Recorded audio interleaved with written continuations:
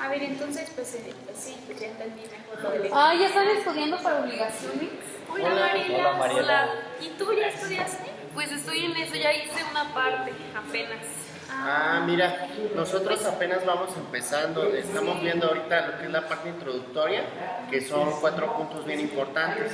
El primero es el hecho en general, luego es el hecho jurídico, luego es la relación jurídica y por último el supuesto jurídico. Si quieres te cuento un poquito Sí, de por cómo favor. está esto. Sí. Bueno, el hecho en general son acontecimientos que ocurren por voluntad del hombre o por fuerza de la naturaleza, pero que son aislados a cualquier situación jurídica, es decir, son hechos aislados pues a todo esto. Estos hechos carecen de una relación con las normas y por lo tanto son hechos pues que no dependen de nada del mundo jurídico. El hecho jurídico es un acontecimiento que ocurre en la vida natural o humana y que tiene consecuencias jurídicas. Por ejemplo, si yo le provoco un daño a una persona o, por ejemplo, hacer un testamento, todos estos actos en nuestra vida diaria tienen una repercusión en el mundo jurídico. Después tenemos lo que es la relación jurídica. La relación jurídica es la relación humana que tiene consecuencias para el derecho positivo y en la cual una parte está en el derecho de exigir de la otra el cumplimiento de un deber jurídico. Hay autores que definen así a la relación jurídica y la dividen principalmente en relaciones obligatorias, relaciones jurídico-reales, relaciones familiares y relaciones sucesorias. Y por último, el supuesto jurídico. El supuesto jurídico es un hecho abstracto, imaginario o ideal que el ordenamiento jurídico considera capaz de producir un efecto en el ámbito del derecho, que le atribuye ciertas consecuencias. Cuando ese supuesto ocurre en la realidad será un hecho jurídico, pero antes no, antes solo es un hecho ideal. Ok. Y luego, bueno, decía, ya sigue lo de las teorías, ¿no? De los hechos jurídicos. Ajá. Pues si quieren yo les explico lo de la teoría Sí, porfa. bipartita, yo me lo sé Sí, súper bien. sí, porque eso no... Miren, el hecho jurídico, lato sensu, o sea, bueno, o sea, es como el... Es que ya no trabajo. Le pongo un poco... Ok. Bueno, sí, la teoría bipartita también se puede decir que es la teoría francesa. Y bueno, se distingue por los supuestos o hechos jurídicos lato sensu, que pueden ser hechos stricto sensu y los actos jurídicos. Bueno, los hechos jurídicos lato sensu son la realización de un supuesto normativo y pueden abordar varios hechos. Y bueno, los hechos stricto sensu se dividen en dos, los de la naturaleza y los del hombre. Los hechos de la naturaleza pues son como el nacimiento, la muerte, el día, la noche o cosas así. Y bueno, y los del hombre pues también se dividen en dos, los involuntarios y los voluntarios. Los voluntarios son no intencionales. O sea, y bueno, y los voluntarios también se dividen en dos, lícitos e ilícitos. Los lícitos hay civiles y penales. Los civiles es el incumplimiento y los penales pues es el delito. Y bueno, y los ilícitos pues es los cuasicontratos, cuando haces un pago de lo indebido. Bueno, pero más bien es al revés. ¿Cómo? O sea, los lícitos es el pago de lo indebido y los ilícitos es lo que les expliqué de los civiles y los penales. Okay. Sí, me confundí, yo dije las cosas al revés. Y bueno, los involuntarios pues también se dividen en civiles y penales. Okay. Y bueno, los actos jurídicos tienen fines, que son los efectos jurídicos, y son crear, modificar, transmitir, extinguir derechos y obligaciones. Y bueno, el acto jurídico por excelencia es el contrato. Ok. Bien. ¿Ok? Y bueno, de la teoría tripartita yo ya no les puedo ayudar mucho. No sé quién pueda hacer eso. Tú, Giovanni. Pues yo les puedo explicar. Mira, Sofía, está bien fácil. Es muy parecida a la teoría bipartita, pero bueno, la teoría tripartita también es conocido como la italo-germana, y donde la realización del supuesto jurídico se divide ahora en tres, por eso tripartita. Es el hecho jurídico, el acto jurídico y el negocio jurídico. Okay. Para la teoría tripartita, el hecho jurídico únicamente se divide en natural, es decir, todo lo que tiene que ver de la naturaleza, puede ser el día, la noche, un aluvio o algo parecido. Y los hechos humanos, pero en este caso son los involuntarios, pueden ser civiles o penales, como ya lo habéis comentado. Tenemos el civil, podrá ser un cuasicontrato, o un penal, un delito, pues involuntario, vaya. Okay. Ahora nos vamos al acto jurídico. Para la teoría tripartita, el acto jurídico es únicamente los hechos humanos voluntarios. Es decir, bueno, tiene que ver la voluntad del hombre y se divide, al igual que el involuntario, en civiles y penales. En los civiles tenemos, por ejemplo, el incumplimiento de un pago y en los penales, pues bueno, un delito. Y finalmente abrimos una tercera rama que es el negocio jurídico. Para que el negocio jurídico se cumpla tiene que ser lícito, voluntario, intencional, libre y consciente. Y bueno, son evidentemente los contratos por excelencia, que ya los maneja la teoría bipartita. Podemos manejar el testamento y el matrimonio. Perfecto, está fácil. Pues sí, ya nada más pues se agrega el negocio jurídico y pues, o sea, lo que es en la tripartita el acto jurídico, en la tripartita es el negocio jurídico, ¿no? Así es. O sea, y podríamos decir que esa es la diferencia entre las dos. Sí. ¿O qué más podríamos agregar? Sí, pues mira, por ejemplo, por aquí encontré, dice, lo que para la bipartita es un hecho jurídico en sentido estricto voluntario, para la tripartita es un acto jurídico, que es lo que más o menos lo que comentabas, y finalmente lo que para la bipartita es un acto jurídico, para la tripartita es el negocio jurídico. Sí, perfecto. Bueno, luego seguía El acto jurídico. Pues ya. ¿Cuáles son las características del acto jurídico? Bueno, esas yo las tengo. Yo tengo lo que son las características y la clasificación. El acto jurídico tiene varias características que son sumamente esenciales para que pues, pueda existir. El primero es que tienen que ser actos realizados por el hombre, es decir, no pueden ser realizados por la naturaleza, sino tienen que ser precisamente por el hombre. Tienen que ser voluntarios y deben pues, tener una intención y libertad. Tienen que ser lícitos, es decir, tienen que estar establecidos en la norma, en la ley. Tienen que ser posibles, estar en el comercio. Tienen consecuencias en el ámbito jurídico, es decir, como por lo mismo que están aplicados en la norma, esa los va a funcionar. Y pueden ser positivos o negativos también, es decir, de hacer o no hacer. Por otro lado, estos se pueden establecer entre personas, que es como por ejemplo un contrato de compraventa, o ya como por ejemplo cuando son, o sea, ya cuando es por una persona que ya falleció, como es el testamento. Y están los formales y los informales. Los formales son los que necesitan como ciertos requisitos para que se cumplan, como por ejemplo el matrimonio, y los informales es como una compraventa cualquiera que no necesita ciertas formalidades. Ahora bien, la clasificación.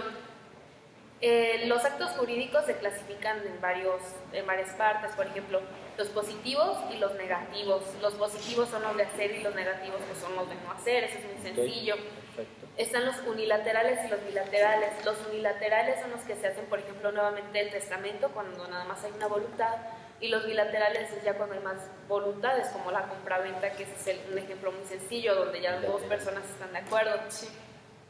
Están los onerosos y los gratuitos. Los onerosos son los que hay como dinero de por medio, pues los gratuitos no. Están los formales y los no formales. Los formales son, como ya lo había mencionado hace rato, son los que requieren como cierta formalidad para que se ejecuten, y los no formales son los que no requieren formalidades.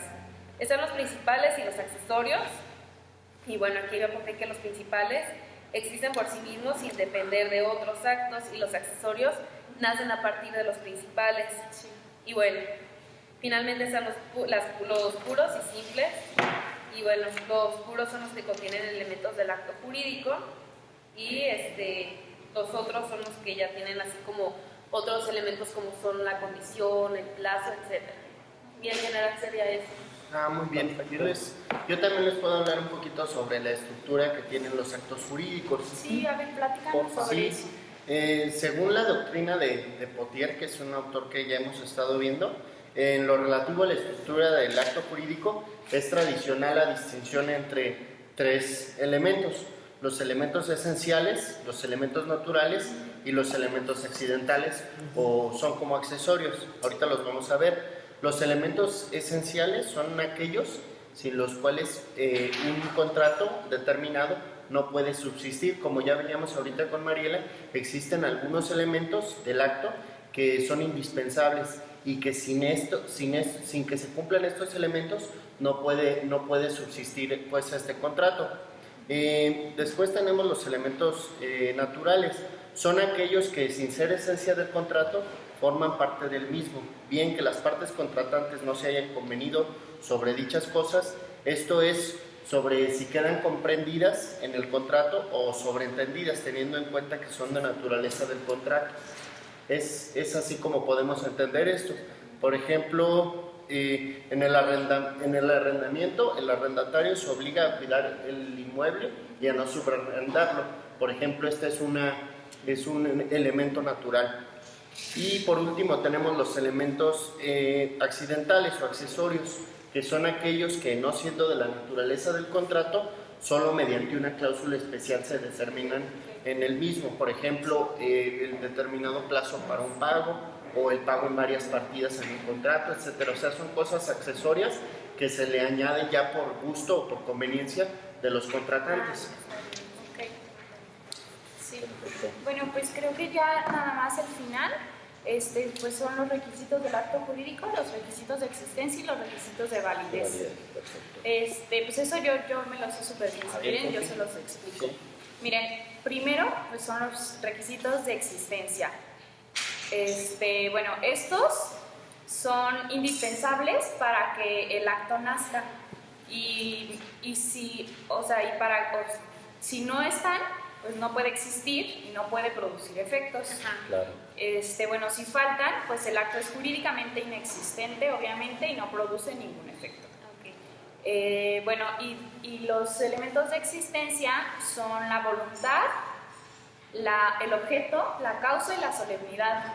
El primero, que es la voluntad, pues es la manifestación de la voluntad, pero los actos jurídicos pueden ser unilaterales también.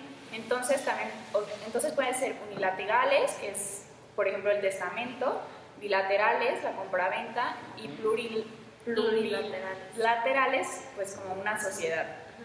Y bueno, la voluntad debe de ser externa y corresponder a una voluntad real. Bueno, también está el objeto, que es la creación de una relación de derecho, de un vínculo obligatorio. Y bueno, el Código Civil dice que el objeto de los contratos es la cosa que el obligado debe dar o el hecho que debe hacer o no hacer. Y bueno, pues puede ser indirecto o mediato, y la cosa pues de dar, el hecho de hacer y la abstención de no hacer. Y bueno, el objeto también consiste en la creación, modificación, transmisión o extinción de una obligación. Y se divide en dos: directo e indirecto, es directo o inmediato. Y bueno, la obligación es un vínculo y hay dos, que es el derecho subjetivo y el deber jurídico. Y juntos hacen tres, pues no sé cómo decirlo, pero bueno, es estado jurídico, que es la permanente, abstracta y general; la situación jurídica, que es concreta; y la relación jurídica, que es entre particulares. Bueno, y también pues la solemnidad, que es el último, también un requisito de existencia. Son las fórmulas, formas, expresiones y autoridades determinadas. Es una disposición de la ley para celebrar ciertos actos jurídicos.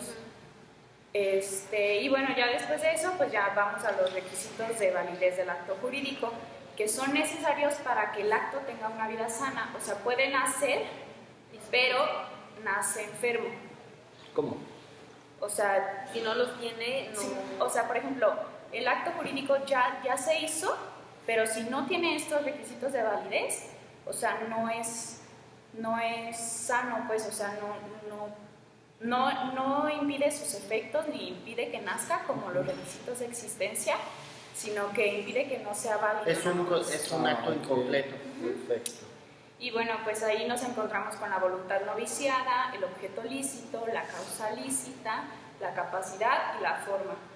La voluntad no viciada, pues nos habla sobre que si hay vicios de la voluntad, o sea, estos vicios de la voluntad se exteriorizan por la violencia, el error, el dolo, mala fe y la lesión. La violencia pues es una coacción hacia otra persona. El error es la falta de representación de la realidad, o sea, se puede igualar a la ignorancia.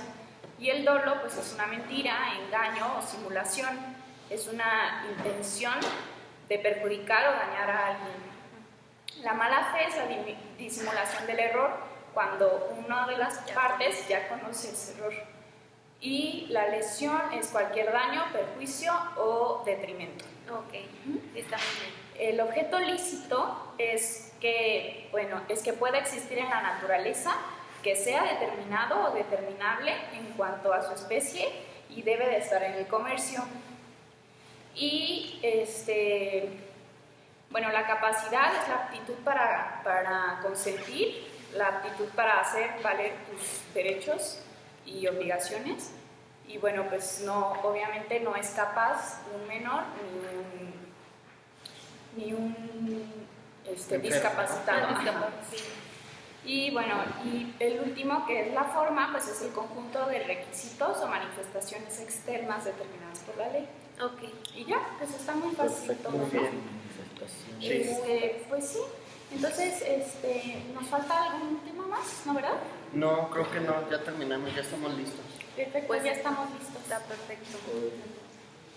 Bueno, pues Bueno, entonces ya me voy. Pues Sí. a ver cómo nos va. Adiós. Nos vemos. Sí, muchas gracias. Bye. Bye.